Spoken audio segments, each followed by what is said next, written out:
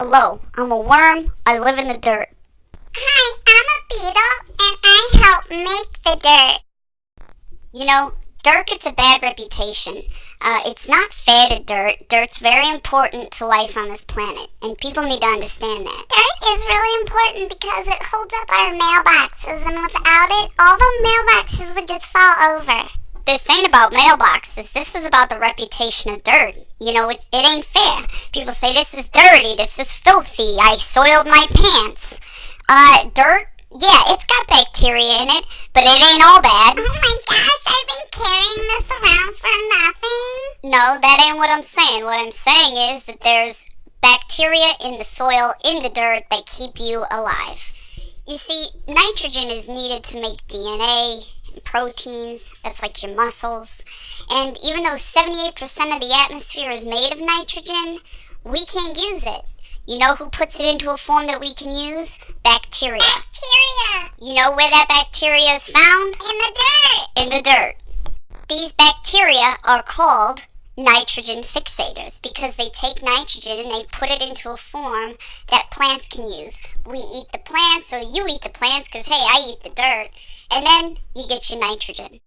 Oh my goodness, so the dirt is helpful! Now I think you're understanding. Good for you. So dirt is important because it gives a place for squirrels to bury nuts. Because if they didn't have the dirt, they'd probably put in people's mailboxes. What is with you and mailboxes? Let me ask you this. Have you ever been deep enough in the dirt where it's a nice 50 degrees all year round? Yeah, look, like 50 degrees. I'm not talking those kind of degrees. I'm talking about 50 degrees Fahrenheit. You go a couple yards down and it's always about 50 degrees. So the dirt is a source of heating and cooling. Think about it. You lay some pipes down there, you move that 50 degrees up to the surface. On a 90-degree day, that'd feel nice and cool. And likewise, on a 10-degree day, you can take the same concept, move the 50-degree air back to the surface, and it'd feel actually pretty warm. And since your furnace doesn't have to work so hard, you burn less fossil fuels.